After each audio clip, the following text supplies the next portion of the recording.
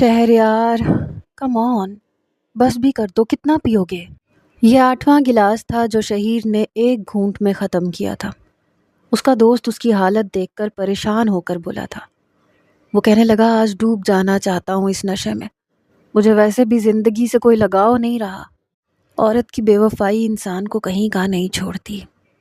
3 سال، پورے 3 سال میں نے ٹوٹ کر اس سے محبت کی، اور کیا صلہ ملا مجھے؟ بے وفائی۔ دولت مند ہوں، پیسے کی ریل پیل ہے۔ نادر کہنے لگا، شہیر، ایک لڑکی پر زندگی ختم نہیں ہو جاتی ہے۔ شہیر نے جاتے ہوئے ویٹر کو روکا اور ایک گلاس شراب کا اور اس کے ہاتھ سے لے لیا۔ وہ اس وقت ایک کلب میں بیٹھا تھا۔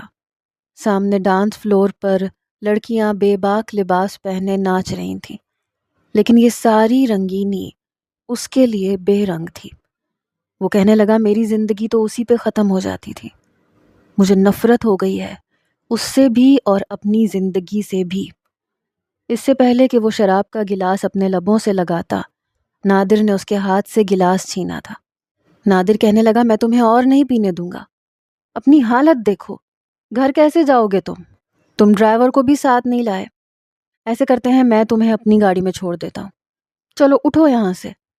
بڑی مشکل سے اس نے شہیر کو سہارا دے کر بٹھایا تھا۔ پھر وہ لڑکھڑاتے ہوئے قدموں سے کلب سے باہر نکلا۔ وہ کہنے لگا، چھوڑو مجھے، میں ڈرائیو کر لوں گا۔ اتنا بھی نشہ نہیں ہے کہ میں ڈرائیونگ نہ کر سکوں۔ یہ نشہ تو میں اسے بھلانے کے لیے کر رہا ہوں، کہ وہ ایک لمحے کے لیے صحیح مگر میرے دماغ سے نکل جائے، لیکن کمبخت نہیں نکلتی۔ لڑکھڑاتے قدموں سے وہ اپنی گاڑی کے پاس آیا تھا۔ جیب سے گاڑی کی چابی نکالی، لاک کھولا اور ڈرائیونگ سیٹ پر بیٹھ گیا۔ آنکھیں نیند سے چور تھیں، کھلنے سے قاصر تھیں، لیکن زبردستی وہ اپنی آنکھوں کو کھول رہا تھا۔ نادر اس کے برابر والی سیٹ پر بیٹھ گیا۔ کہنے لگا، شہیر، مجھے نہیں لگ رہا کہ تم گاڑی چلا پاؤ گے۔ تم ایسا کرو کہ ڈرائیونگ سیٹ پہ مجھے بیٹھنے دو، میں تمہیں گھر تک چھوڑ دیتا ہوں۔ اس نے کہا، دیکھو مجھے کمزور مت سمجھو، میں بالکل ٹھیک ہوں۔ اگر میں نے دھوکہ کھایا ہے تو اس کا مطلب یہ نہیں کہ میں گاڑی چلانا بھول گیا۔ میں نے گاڑی سٹارٹ کی تو کہنے لگا، اچھا چھوڑو اس لڑکی کی باتیں، ہم کچھ اور باتیں کرتے ہیں۔ تمہارے ڈیڈ کب واپس آئیں گے؟ میں نے کہا، مجھے نہیں پتا۔ نہ ڈیڈ نے کبھی مجھے محبت دی، نہ ماں کی محبت نصیب میں آئی۔ میری پیدائش کے بعد ہی وہ چل بسیں، اور ڈیڈ کو تو کبھی دوسری عورتوں سے فرصت ہی نہیں ملی۔ ایک نگین تھی جس سے میں نے ٹوٹ کے محبت کی تھی، لیکن اس نے بھی مجھے دھوکہ دے دیا۔ شاید یہ عورت ذات محبت کے قابل ہی نہیں ہوتی۔ مجھے ایک با وفا لڑکی کی تلاش تھی۔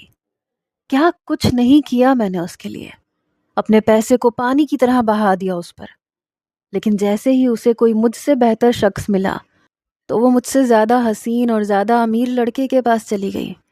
اس نے مجھے جوتے کی نوک پہ رکھ کے ٹھکرا دیا نا۔ اب اسے چھوڑوں گا تو میں بھی نہیں، برباد کر کے رکھ دوں گا اسے۔ مجھے نگین پر اس قدر غصہ آ رہا تھا کہ میں گاڑی کی اسپیڈ بڑھا چکا تھا۔ نادر کہنے لگا، دیکھو کول ڈاؤن، میں اس لیے تمہاری گاڑی میں نہیں بیٹھا کہ تم اسی کو سوچ کر اپنا بی پی ہائی کرو۔ میں نے کہا، کچھ وقت لگے گا، بھول جاؤں گا اسے، زندگی پھر دوبارہ اپنی ڈگر پہ واپس آ جائے گی۔ مجھے کوئی فرق نہیں پڑتا اب اس کے ہونے یا نہ ہونے سے۔ میں نے اپنے دل کو جھوٹی تسلی دینی شروع کی، حالانکہ مجھے بہت فرق پڑتا تھا۔ رات کے 1 بجے کا وقت تھا، سڑکیں سنسان پڑی تھیں۔ میں کافی رف ڈرائیو کر رہا تھا۔ بس سڑک پر اس وقت اکا دکا ہی گاڑیاں تھیں جو کہ اس سنسان سڑک پہ چل رہی تھیں۔ میں نے کہا، جانتے ہو، چند دن بعد وہ شادی کر رہی ہے، اور میرے ساتھ اس نے شادی کے حوالے سے کتنی باتیں کی تھیں۔ تمہیں اندازہ نہیں ہے نادر، میرے اندر کتنی آگ لگی ہے یہ سن کر۔ یہ کہتے ہوئے میں گاڑی کی اسپیڈ اور بھی زیادہ تیز کر چکا تھا۔ نادر کہنے لگا، گاڑی تو آہستہ چلاؤ۔ میں نے کہا، کچھ نہیں ہوتا۔ وہ کہنے لگا، اچانک سے کوئی گاڑی سامنے آ جائے گی۔ میں نے کہا، نہیں آتی، سڑکیں سنسان پڑی ہیں۔ میری گاڑی کی طرف سے کوئی گاڑی سامنے نہیں آتی۔ ابھی میں بات کر ہی رہا تھا جب ایک ٹھیلے والا اپنے پھلوں کا ٹھیلا لے کر بڑی تیزی سے وہاں سے گزرا۔ نادر کہنے لگا، شہیر سنبھال کر۔ ایک دم میں نے سامنے دیکھا اور گاڑی کو ایک دم زور سے بریک مارا تاکہ میری گاڑی اس پھل والے کے ٹھیلے سے نہ ٹکرا جائے۔ میں نہیں جانتا تھا کہ میرے پیچھے ایک اور گاڑی بھی آ رہی ہے۔ میری گاڑی بری طرح سے اس گاڑی کو ہٹ کر چکی تھی۔ وہ گاڑی بھی اسپیڈ سے آ رہی تھی، اس لیے میری گاڑی سے ہٹ ہونے کے بعد وہ کلا بازیاں کھانے لگی اور ایک زوردار دھماکہ ہوا۔ میرا نشہ اور میرا ہوش دونوں اڑ کے رہ گئے۔ گاڑی کو آگ لگ گئی تھی۔ میں جلدی سے اپنی گاڑی سے نیچے اترا۔ نادر بھی اب نیچے اتر آیا۔ سامنے والی گاڑی میں صرف ایک ہی مسافر تھا۔ اس کی گاڑی بالکل الٹی ہو چکی تھی اور وہ بار بار کہہ رہا تھا، میری مدد کرو، میری جان بچاؤ، میں مرنا نہیں چاہتا۔ اس کو خون سے لت پت دیکھ کر تو میرا دماغ گھوم کے رہ گیا۔ میں نے جلدی سے فرنٹ ڈور کھولا، جس کا شیشہ ٹوٹ کے چکنا چور ہو کے اس نوجوان کے جسم میں پیوست ہو چکا تھا۔ وہ چلا رہا تھا۔ بڑی مشکل سے میں نے اسے کھینچ کے باہر نکالا۔ وہ جینز کی پینٹ اور شرٹ میں ملبوس تھا۔ جلدی سے ہم دونوں نے اسے اٹھایا، اپنی گاڑی کی پچھلی نشست پہ لٹا دیا۔ وہ بار بار بس ایک ہی لفظ کہہ رہا تھا، میں مرنا نہیں چاہتا۔ اس کی بات سن کے میں پریشان ہو گیا تھا۔ پھر جتنی تیز ڈرائیو کر سکتا تھا اتنی تیز کر رہا تھا۔ ہم قریبی ہاسپٹل میں اس کو لے کر گئے، لیکن اس کا خون بہت زیادہ بہہ گیا تھا۔ ڈاکٹر نے کہا کہ فوراً سے بلڈ کا ارینج کریں۔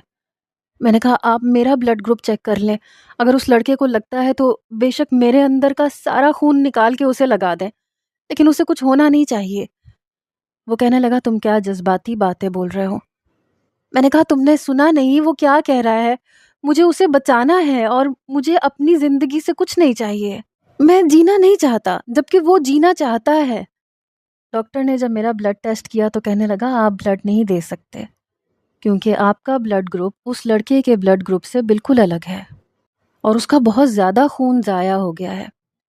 میں نے اپنے دوست کو بولا کہ جلدی جاؤ کہیں سے بلڈ ارینج کر کے لاؤ، لیکن اس نوجوان کی کنڈیشن بگڑتی جا رہی تھی۔ کچھ دیر بعد نرس آئی سی یو سے باہر آئی، کہنے لگی، وہ نوجوان جسے آپ لے کے آئے تھے وہ آپ سے ملنا چاہتا ہے۔ میں تو اسے جانتا تک نہیں تھا، پھر بھی میں اس سے ملنے کے لیے آئی سی یو میں چلا گیا۔ اسے آکسیجن ماسک لگا ہوا تھا، وہ اکھڑی اکھڑی سانسیں لے رہا تھا۔ ڈاکٹر اسے اٹینڈ کر رہے تھے۔ مجھے دیکھ کے کہنے لگا، یار میں مرنا نہیں چاہتا، مجھے بچا لو، وہ میرے بغیر مر جائے گی، وہ میرے بغیر زندہ نہیں رہ پائے گی۔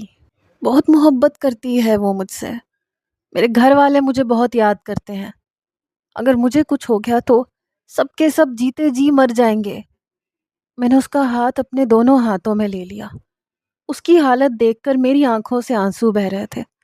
میں نے کہا، مجھ سے بہت بہت بڑی غلطی ہو گئی، مجھے پتہ ہی نہیں چلا، میں بس اس پھل فروش والے کو بچانے کی کوشش کر رہا تھا، مجھے اندازہ نہیں تھا پیچھے سے تمہاری گاڑی بھی بہت اسپیڈ سے آ رہی ہے۔ میرا دوست گیا ہے بلڈ ارینج کرنے کے لیے، وہ ابھی آ جائے گا، تمہیں کچھ بھی نہیں ہوگا۔ میں اس کے چہرے کو دیکھ رہا تھا، وہ میرا کچھ نہیں لگتا تھا، لیکن لگتا تھا کہ جیسے کچھ ہی پل میں وہ میرے دل میں گھر کر گیا ہو۔ لیکن اس کی اکھڑتی سانسیں دیکھ کر میری جان نکل رہی تھی۔ وہ کہنے لگا، وہ میرے بغیر نہیں رہ سکتی، بہت محبت کرتی ہے وہ مجھ سے۔ یہ کہتے کہتے اس نے میرے ہاتھوں میں دم توڑ دیا۔ اس کے ہاتھوں پاؤں کو ٹھنڈا ہوتا دیکھ کر میں چلا اٹھا تھا۔ میں نے کہا، نرس جلدی آؤ، اسے دیکھیں کیا ہوا ہے، جلدی دیکھیں۔ نرس نے جب دیکھا تو کہنے لگی، یہ ختم ہو چکا ہے، ہم اسے بچا نہیں پائے۔ یہ سن کر مجھے لگا کوئی آسمان ہے جو میرے سر پر آن گرا۔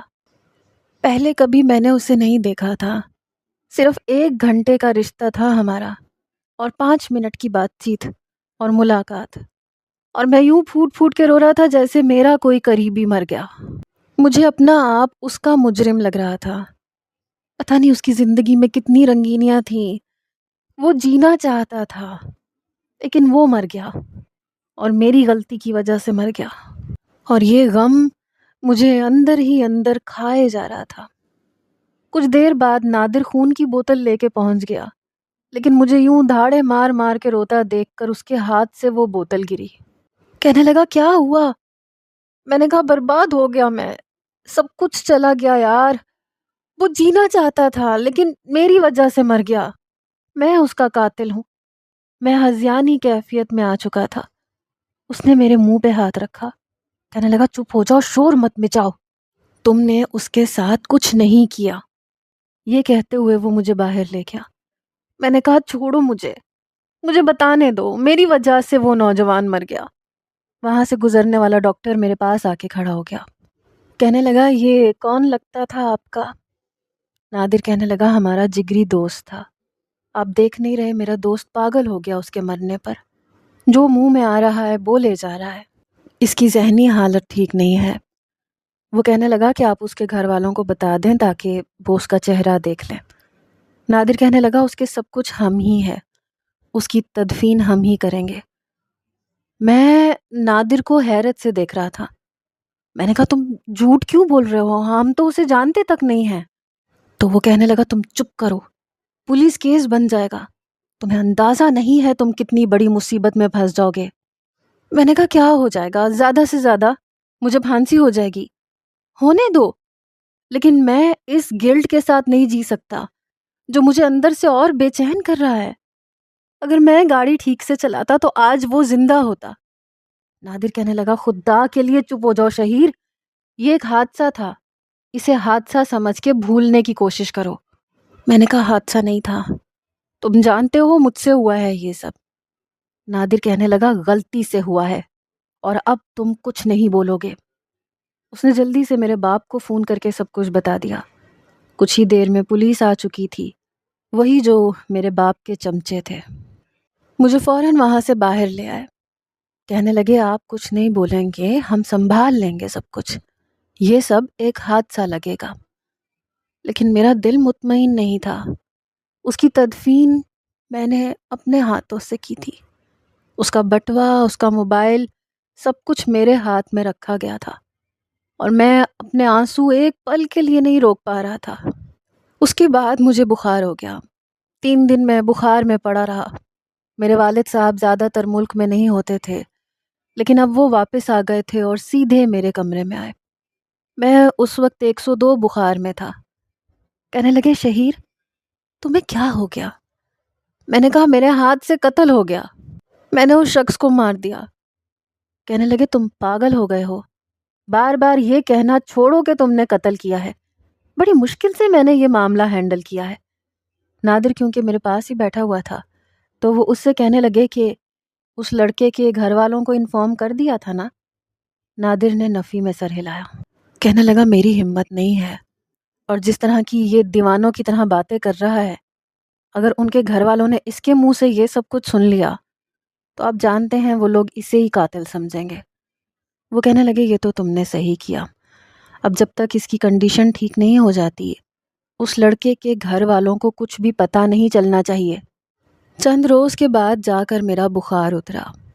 میرے باپ نے مجھے قسمیں واسطے دیے کہ میں اس بات کو بھول جاؤں، کیونکہ جو کچھ ہوا ہے اتفاقاً حادثہ ہوا ہے۔ یہ اسی نوجوان کا بٹوا تھا جس میں اس کی مسکراتی ہوئی تصویر تھی، اور اس کی تصویر کے ساتھ ایک تصویر اور بھی تھی، ایک بے حد خوبصورت لڑکی کی تصویر۔ اس کے موبائل کی بیٹری بالکل ڈاؤن ہو چکی تھی، میں نے اس کو چارجنگ پہ لگا دیا۔ اس کے بٹوے میں پیسے بھی تھے، اس کا شناختی کارڈ بھی تھا۔ وہ اسلام آباد کا رہائشی تھا، کراچی کا نہیں تھا، کیونکہ شناختی کارڈ پہ اس کا اسلام آباد کا ایڈریس لکھا تھا۔ میں نے سوچا کہ مجھے اپنا دل بڑا کر کے اس کے گھر والوں کو سچ بتا دینا چاہیے، وہ تو ابھی تک اسے زندہ سمجھ رہے ہوں گے۔ جیسے ہی فون کی بیٹری چارج ہوئی تو کالز پہ کالز آنے لگیں۔ جب میں نے فون اٹھایا تو اسی لڑکی کا چہرہ جگمگا رہا تھا جس کی تصویر اس لڑکے کے بٹوے میں تھی، شاید ہی اس کی بیوی تھی۔ میں نے اپنی ساری ہمت جمع کی اور فون اٹھایا۔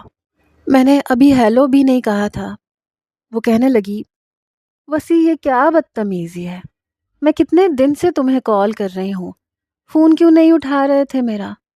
پتہ ہے میں نے بہت برا خواب دیکھا تھا، میری جان نکلی ہوئی تھی، فون کیوں نہیں اٹھا رہے تھے میرا، بتاؤ مجھے۔ میں نے اپنا گلا صاف کیا، پھر میں نے کہا بخار ہو گیا تھا، کافی دن سے بخار میں تھا، اس لیے فون نہیں اٹھا پایا، موبائل کی بیٹری ڈاؤن ہو گئی تھی۔ پتہ نہیں میں سچ کیوں نہیں بتا پایا۔ وہ رونے لگی۔ میں نے کہا رو کیوں رہی ہو؟ کہنے لگی تمہیں اندازہ ہے میں کتنی پریشان تھی، میری جان نکل گئی تھی۔ ایک تو اس خواب نے مجھے اتنا پریشان کر دیا، دوسری طرف تم فون ہی نہیں اٹھا رہے تھے۔ وسی پلیز، تمہیں بخار ہو یا کچھ بھی ہو، مجھے اپنی آواز ضرور سنا دیا کرو۔ تم جانتے ہو نا، تمہاری آواز نہیں سنوں تو مجھے لگتا ہے سورج طلوع ہی نہیں ہوا۔ اس لڑکی کا نام زوبیہ تھا، کیونکہ جب فون آ رہا تھا تو اس کی تصویر کے ساتھ یہی نام جگمگا رہا تھا۔ پھر کہنے لگی واپس اسلام آباد کب آ رہے ہو؟ تمہاری بزنس میٹنگ ختم ہوئی کہ نہیں؟ میں نے کہا ہو گئی، بس ختم، میں جلد آ جاؤں گا۔ کہنے لگی پلیز جلدی آ جاؤ، تمہیں پتہ ہے ماموں بھی تمہیں بہت یاد کر رہے تھے، ابو، ممانی جان، ہم سب تمہارے لیے پریشان تھے، تم کسی کی بھی کال اٹینڈ نہیں کر رہے تھے۔ میں نے کہا اچھا ٹھیک ہے، میں جلد آنے کی کوشش کروں گا۔ کہنے لگی تم ٹھیک تو ہو نا؟ تم چپ چپ کیوں ہو؟ تم تو اتنی باتیں کرتے تھے وسی۔ میں نے کہا بتا تو رہا ہوں، بخار ہے، طبیعت ٹھیک نہیں ہے۔ کہنے لگی تم نے ضرور کچھ ٹھنڈا یا کھٹا کھایا ہوگا، تم جانتے ہو نا تمہیں استھما کا مسئلہ ہے، اچھا نہیں کیا تم نے۔ وہ لڑکی اس لڑکے کے بارے میں چھوٹی بڑی ہر بات جانتی تھی۔ وہ بڑی فکر مندی سے پوچھ رہی تھی۔ میں نے کہا ہاں میں نے کر لیا، بس دوستوں نے کچھ کھٹا کھلا دیا تھا اس لیے بخار ہو گیا۔ وہ کہنے لگی اچھا ٹھیک ہے، اپنا خیال رکھنا، میں تمہیں 2 گھنٹے بعد کال کروں گی۔ میں نے کہا دو گھنٹے بعد کیوں؟ کہنے لگی کیا ہو گیا تمہیں؟ تم جانتے ہو نا میں ہر 2 گھنٹے بعد تمہیں کال کرتی ہوں، تم سے بات کرتی ہوں، تمہاری آواز سنتی ہوں، اور اب تو کتنے دن سے تمہاری آواز نہیں سنی۔ پتہ ہے میں تو ویٹ کر رہی تھی کہ 3 مہینے میں ہماری شادی کر لیں۔ میں تو ویسے ہی تمہیں بس تنگ کر رہی تھی، تمہیں پریشان کرنے کے لیے کہہ رہی تھی کہ 1 سال تک کوئی چانس نہیں۔ اب تو تم خوش ہو نا؟ اس کی چہکتی ہوئی آواز سن کر میری ہمت ہی نہیں ہوئی کہ اسے یہ بتا سکوں کہ تمہارا وسی تمہیں چھوڑ کر ہمیشہ کے لیے جا چکا ہے۔ میں نے فون بند کر دیا، میری آنکھوں سے مسلسل آنسو بہہ رہے تھے۔ میں اپنے آپ کو ملامت کر رہا تھا کہ یہ میں نے کیا کر دیا، ایک ہنستی کھیلتی زندگی کو میں نے برباد کر کے رکھ دیا۔ کاش اس کی جگہ میں مر جاتا، میرے مر جانے پہ شاید ہی آنسو چند دن میرا باپ بہاتا، لیکن اس کے بعد سب بھول جاتے۔ نگین کو تو پرواہ بھی نہیں ہوتی کہ میں زندہ ہوں کہ نہیں، کسی کو کوئی فرق نہیں پڑنا تھا۔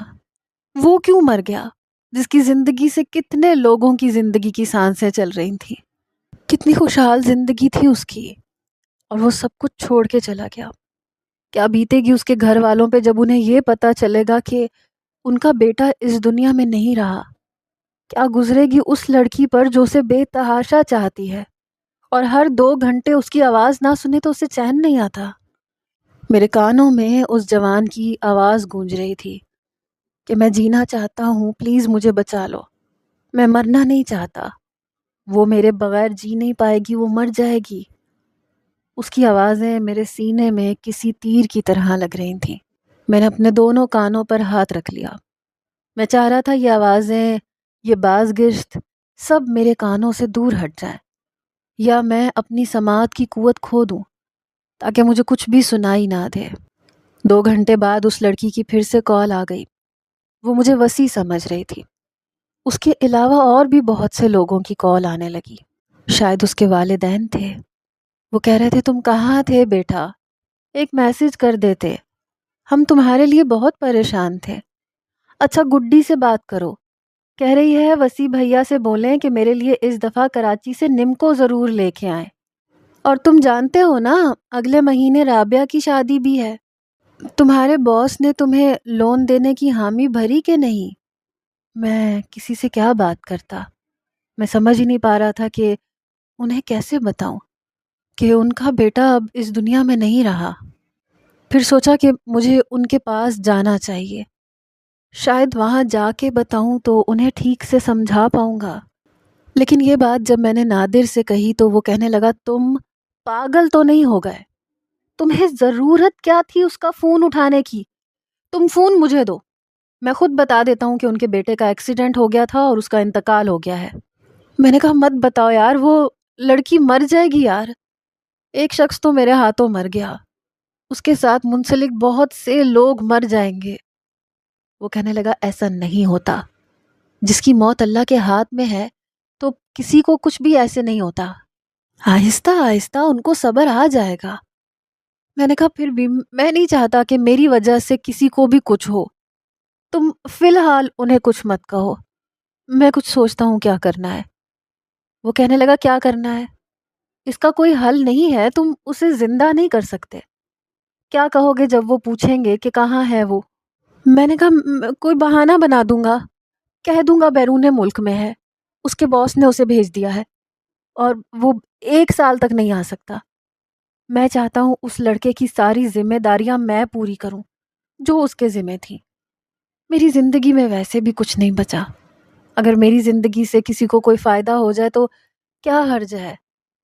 میں نے کہا تم جانتے ہو نادر، اگلے مہینے اس کی بہن کی شادی ہے، کیا قیامت ٹوٹے گی اس پہ اگر اس کی موت کی خبر ان کو مل گئی؟ میں ایسا نہیں کر سکتا، ایسا کرتے ہیں اس کی بہن کی شادی کروا دیتے ہیں، پیسے میں دے دوں گا، شاید ایسا کرنے سے میرے اندر میری بے چینی کو کچھ سکون مل جائے۔ میری بات سن کر نادر نے اپنا سر پکڑ لیا، کہنے لگا اور اگر اس دوران ان کو یہ پتا چل گیا کہ تم جھوٹ بول رہے ہو تو کیا ہوگا؟ میں نے کہا نہیں چلے گا پتا، میں کچھ پتا نہیں چلنے دوں گا۔ میرا باپ واپس دوبارہ لندن جا چکا تھا، میں یہاں اکیلا تھا، اس لیے میں نے اسلام آباد کی ٹکٹ کروائی اور اپنے دوسرے موبائل سے اس لڑکے کے والد کو کال کی، ایک دوسرے نمبر سے۔ وہ کہنے لگے جی کون؟ تو میں نے کہا جی میں وسیع کا دوست ہوں شہیر، کیا مجھے آپ کے گھر کا ایڈریس مل سکتا ہے؟ میں آپ کے گھر آنا چاہتا ہوں۔ اس وقت میرا دل بہت زور سے دھڑک رہا تھا۔ انہوں نے کہا ہاں کیوں نہیں بیٹا۔ پھر انہوں نے مجھے ایک ایڈریس بتا دیا، اسلام آباد کا مناسب سا علاقہ تھا جہاں وہ ایک فلیٹ میں رہتا تھا۔ جب میں اس فلیٹ کے سامنے پہنچا تو ڈور بیل دیتے ہوئے میرا دل بڑی زور زور سے دھڑک رہا تھا۔ دروازہ ایک بہت ہی نرم دل خاتون نے کھولا، وہ میری والدہ جیسی ہوں گی۔ مجھے مسکرا کے دیکھ کے کہنے لگی وسیع کے دوست ہو نا شہیر؟ میں نے کہا جی آنٹی۔ کہنے لگی آؤ بیٹا، تمہارے انکل نے مجھے بتایا تھا، اور یہ وسیع کا بچہ کہاں ہے؟ بڑی بے تکلف خاتون تھی، مجھے لاؤنج میں بٹھا دیا۔ کچھ دیر بعد ویل چیئر پر جب میں نے اس کے والد کو دیکھا تو میرے ہوش اڑ کے رہ گئے۔ سارا گھر وہ لڑکا چلا رہا تھا، اس کی 2 چھوٹی بہنیں تھیں، ایک میٹرک میں تھی جو اس سے فون پہ نمکو منگوا رہی تھی۔ میں اپنا چھوٹا سا بیگ ساتھ لایا تھا۔ وہ کہنے لگی آپ وسیع بھائی کے دوست ہیں نا؟ میں نے کہا جی گڑیا میں وسیع کا دوست ہوں۔ اس نے اپنا ہاتھ میری طرف بڑھایا، میں نے اس سے ہاتھ ملایا، پھر اپنا بیگ کھول کر اسے نمکو کے پیکٹ پکڑا دیے۔ میں نے کہا یہ تمہارے بھائی نے بھیجی ہے تمہارے لیے۔ اس کی آنکھوں میں ایک عجیب سی خوشی اور چمک تھی، وہ بڑی خوش ہوئی تھی۔ اس کی والدہ کہنے لگی وہ خود کیوں نہیں آیا؟ کہہ رہا تھا 3-4 دن میں میٹنگ ختم ہو جائے گی تو آج آ جاؤں گا، اب تو 15 دن گزر گئے۔ میں نے کہا آنٹی ایکچولی میں اسی سلسلے میں آپ سے بات کرنے آیا ہوں۔ اس کے والد کہنے لگے ہاں ہاں بیٹا بتاؤ کیا بات کرنے آئے ہو؟ وہ کہنے لگے بیگم ذرا رابعہ سے کہو بھائی کے لیے کھانے کا انتظام کرے، بیچارہ تھکا ہوا آیا ہے، ہم لوگوں نے اسے باتوں میں لگا لیا۔ وہ کہنے لگی رابعہ کچن میں ہی ہے، کھانا ہی تیار کر رہی ہے، آپ بے فکر رہیں۔ پھر وہ کہنے لگی بیٹے چاہو تو فریش ہو جاؤ۔ میں نے کہا نہیں آنٹی میں پہلے آپ کو وسیع کا میسج دے دوں۔ مجھے سمجھ نہیں آ رہا تھا کہ میں کیا بولوں۔ پہلی بار تو جی میں آیا کہ سچ کہہ دیتا ہوں، لیکن پھر ان کے چہروں پر بکھری ہوئی مسکراہٹ دیکھ کر میرا دل ہی نہیں مانا کہ انہیں اتنا بڑا صدمہ دوں۔ میں نے کہا وہ ایکچولی انکل اس کے باس نے اسے 1 سال کے لیے دبئی کی برانچ میں بھیج دیا ہے، وہ فون پہ آپ سے بات کرتا رہے گا لیکن فی الحال آ نہیں سکتا۔ اس نے خاص طور پہ مجھے تاکید کی ہے کہ میں آپ کی ہر مشکل میں آپ کے ساتھ کھڑا رہوں۔ پھر میں نے بیگ میں سے 10 لاکھ کی رقم نکالی۔ میں نے کہا یہ وسیع نے دیے تھے آپ کی بیٹی کی شادی کے لیے، اس کو لون مل گیا تھا لیکن اسی صورت میں ملا کہ وہ دبئی میں جا کے کام کرے۔ میں ابھی بات کر ہی رہا تھا جب باہر کی ڈور بیل بجی۔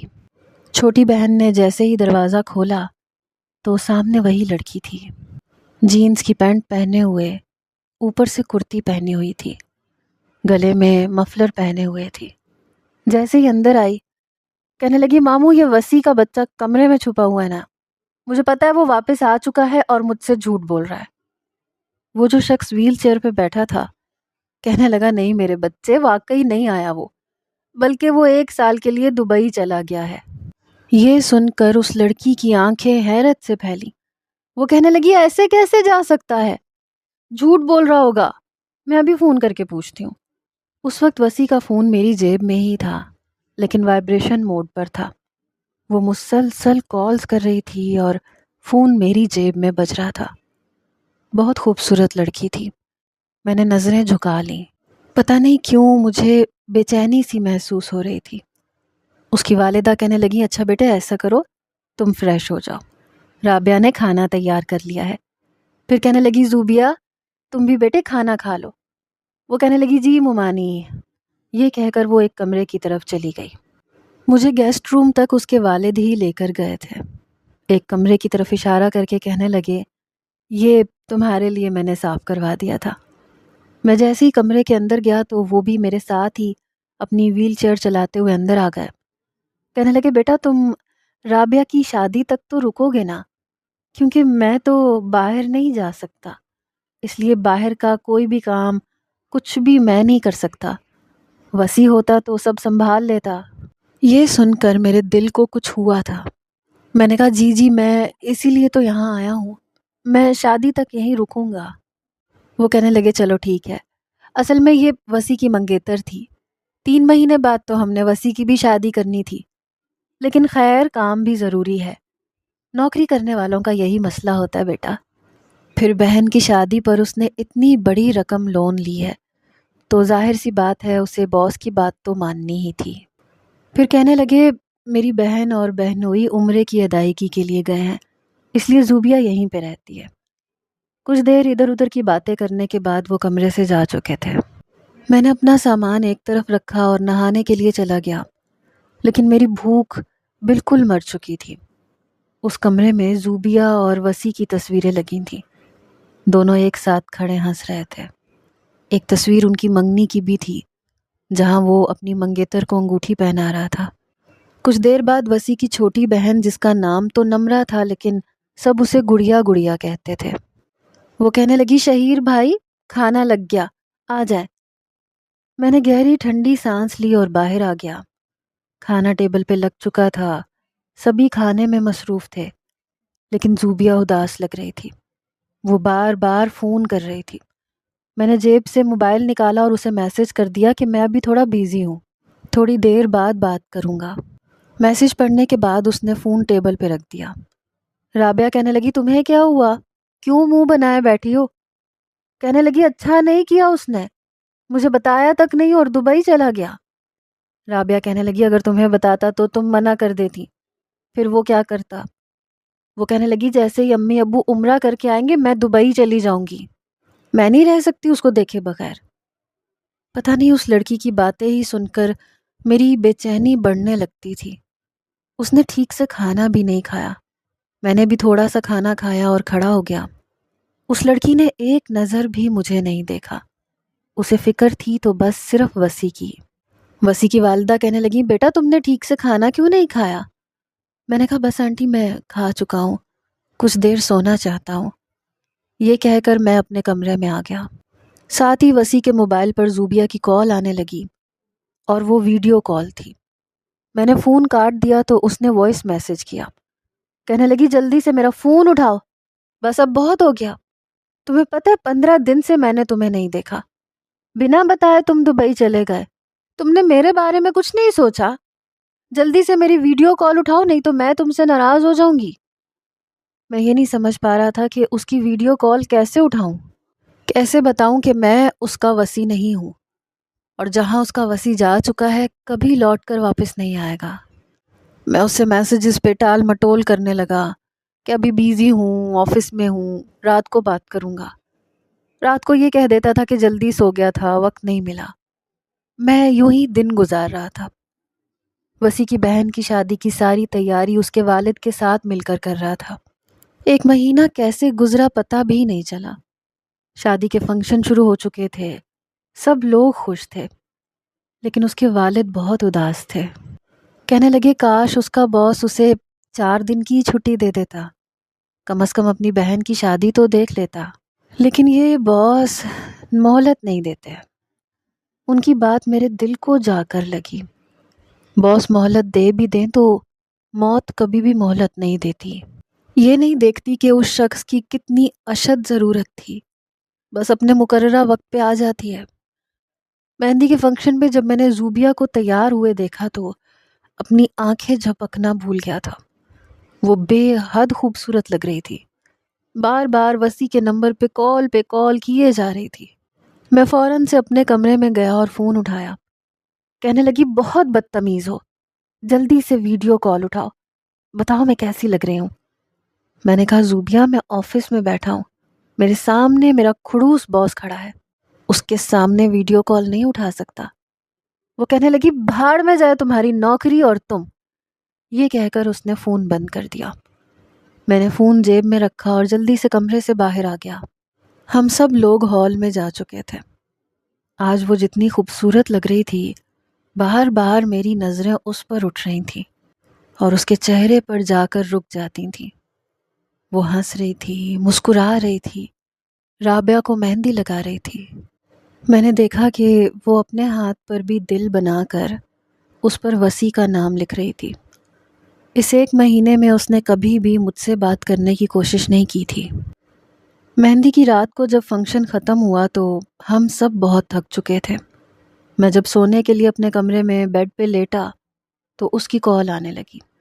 میں نے جلدی سے لیمپ بند کر دیا کیونکہ آج میں اسے خود دیکھنا چاہتا تھا۔ کمرے میں اندھیرا ہو چکا تھا۔ میں نے ویڈیو کال اٹھائی۔ اس کے کمرے میں شاید لائٹ جل رہی تھی۔